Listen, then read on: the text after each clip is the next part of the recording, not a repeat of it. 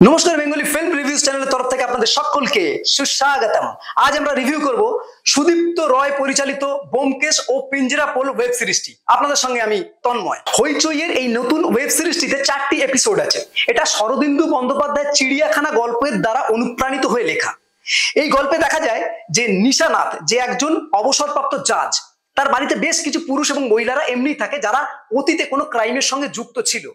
এরপর দেখা যায় যে হঠাৎ করে তার বাড়িতে একের পর এক মোটর পার্টস আসতে থাকে। একদিন দেখা যায়, এবং এই জন্যই অবশ্যই নিশানাথ কি করে, ব্যোমকেশের সাথে সাক্ষাৎ করে। তার কিছুদিন পরেই দেখা যায় নিশানাথের ডেড বডি, অর্থাৎ নিশানাথ মারা যায়। এর পরপরই পানুগোপালকে গলা কেটে হত্যা করা হয়। এই খুনগুলো করছে কে এবং তাদের মোটিভ কি, এটা জানতে হলে অবশ্যই আপনাকে ওয়েব সিরিজটি দেখতে হবে।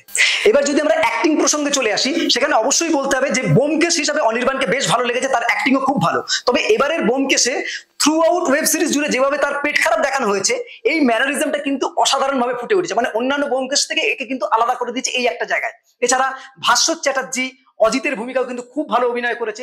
বাকি সকলেই খুবই ভালো অভিনয় করেছে। তবে নেপাল এবং ভুজঙ্গ কিন্তু দেখার মতো। এবার যদি এই ওয়েব সিরিজের কিছু পজিটিভ এবং নেগেটিভ পয়েন্ট বলি, সেক্ষেত্রে পজিটিভ পয়েন্টে প্রথমেই বলতে হবে যে এই ওয়েব সিরিজে কিন্তু ডিওপির কাজ খুব ভালো হয়েছে, এবং যেভাবে স্ক্রিপ্টকে স্ক্রিন প্লেতে কনভার্ট করা হয়েছে সেটা কিন্তু বেশ ভালো লাগে। এখানে প্রতিটি চরিত্রে যেভাবে ইন্ট্রোডাকশন করা হয়েছে সেটা কিন্তু বেশ সুন্দর দেখতে লাগে।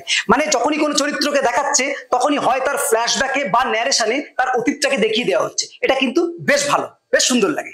এবার যদি এই ওয়েব সিরিজের কিছু নেগেটিভ পয়েন্টে আসি, সেক্ষেত্রে একটা কথা বলা যে এই ওয়েব সিরিজের কিন্তু আমার কাছে কোনো নেগেটিভ পয়েন্ট সেভাবে নেই।